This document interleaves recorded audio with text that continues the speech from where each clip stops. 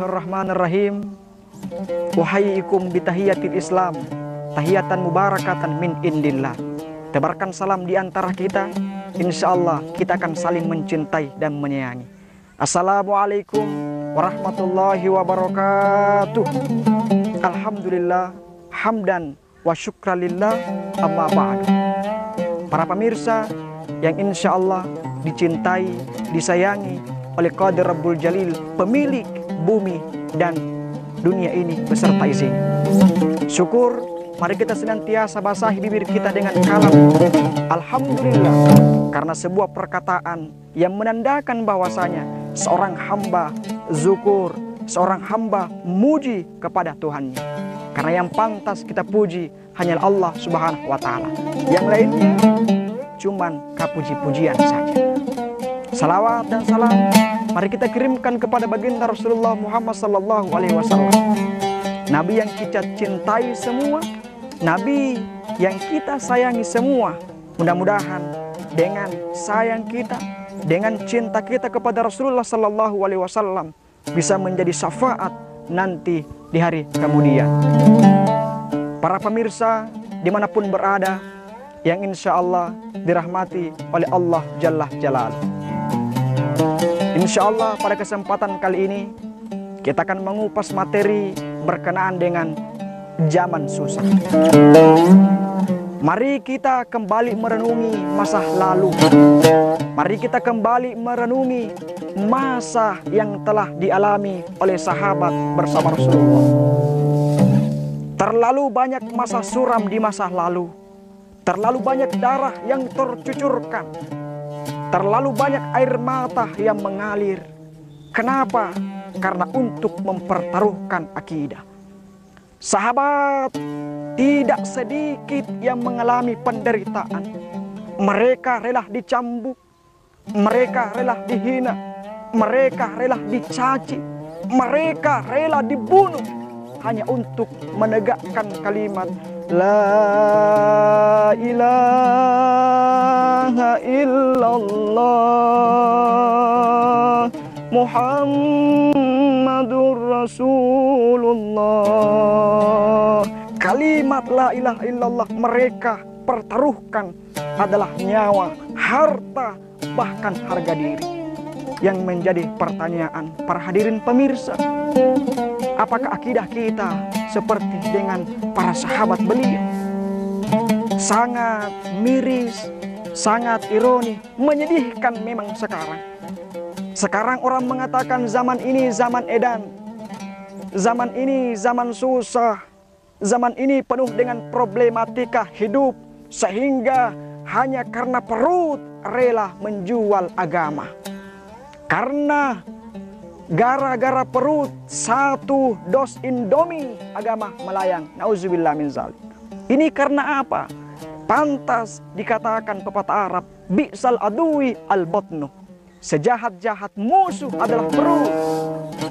Agama, akidah hilang karena cuman gara-gara. Jangan salah dan jangan terbengung ketika banyak orang yang ditangkap mencuri karena perut. Mereka baku hantam gara-gara perut. Mereka saling menjatuhkan gara-gara perut. Korupsi merajalela pun gara-gara perut. Itu karena apa? Zaman ini zaman susah. Para hadirin jemaah yang dimuliakan oleh Allah Subhanahu wa Ta'ala. Untuk apa kita kaya? Untuk apa kita berpangkat? Untuk apa kita memiliki segalanya ketika akidah kita minor? Padahal harus kita ketahui bersama bahwasanya karena akidah kita hidup, untuk akidah kita berjuang, dan insya Allah dalam akidah kita menghadap kepada Allah Jalla Jalaluhu, pemilik dunia beserta isinya. Para hadirin yang insya Allah dirahmati oleh Allah Subhanahu wa Ta'ala.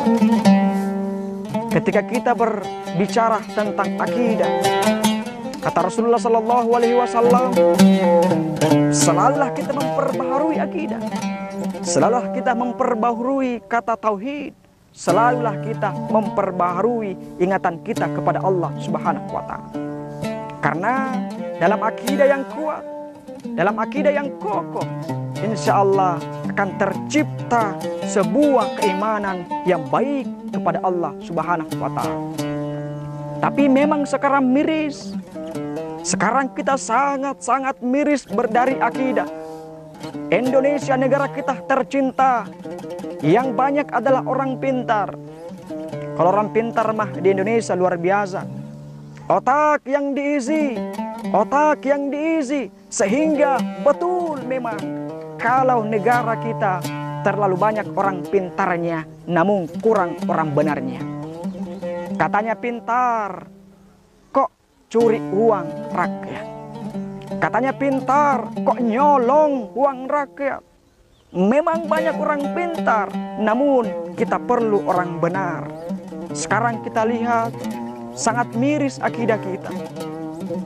Akidah kita seakan-akan seperti saja keropok di jalan yang terlalu murah, diombang-ambingkan oleh zaman.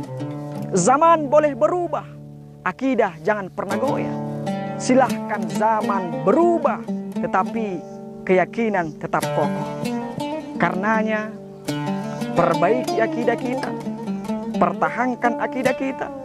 Karena akidah itulah identitas seorang muslim sejati. Kambing pun bisa berteriak, saya orang beriman. Gajah pun bisa mengaum, saya orang beriman.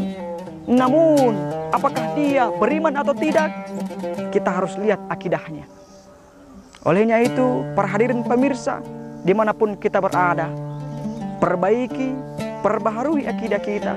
Karena kata Allah Subhanahu wa Ta'ala dalam Al-Qur'anul Karim, innallaha la yughayyiru ma biqaumin hatta yughayyiru ma bi anfusihim. Sesungguhnya suatu kaum tidak akan pernah merubah, Allah Subhanahu wa Ta'ala tidak akan merubah suatu kaum sampai dia merubah dirinya sendiri. Kita Indonesia mayoritas Islam, tapi kenapa kita terkorup? Indonesia mayoritas banyak ulama, banyak cendekiawan, namun kenapa kita ranking pertama terkorup? Itu karena apa? Akidah kita yang lemah, akidah kita yang rapuh, akidah kita yang hilang, akidah kita yang terombang-ambingkan oleh zaman. Olehnya itu, di zaman edan ini, zaman susah ini, mari kita senantiasa memperbaiki akidah kita. Pemirsa, dimanapun berada yang insya Allah dirahmati oleh Allah Subhanahu wa Ta'ala. Sebagai kesimpulan pada kesempatan kali ini, yuk mari kita perbaiki akidah kita, perbaharui akidah kita. Karena itulah yang mencerminkan kita sebagai muslim sejati. Malulah kita dengan sahabat Rasulullah, malulah kita dengan para tabi'in. Rela dicambuk, rela dihina, bahkan tidak sedikit mereka mati hanya untuk mempertaruhkan akidah. Kita bagaimana sekarang? Karena pangkat, akidah hilang. Karena harta, akidah dibuang. Karena persaingan politik, akidah jangan dulu. Nauzubillah min zalik. Bagaimana Islam ke depan? Bagaimana negara Indonesia 5 tahun ke depan ketika kita akan dipimpin oleh pemuda-pemuda yang akidahnya lemah, ketika akidahnya kurang, ketika akidahnya lembek, maka hancurlah negara yang kita cintai ini. Olehnya itu, inilah yang sempat saya sampaikan pada kesempatan kali ini. Kesalahan saya, itulah saya, manusia dari biasa. Tetapi kesempurnaan itu miliknya Allah Subhanahu wa Ta'ala. Hadza min fadli Rabbi. Wabillahi taufiq wa sa'adah. Wassalamualaikum warahmatullahi wabarakatuh.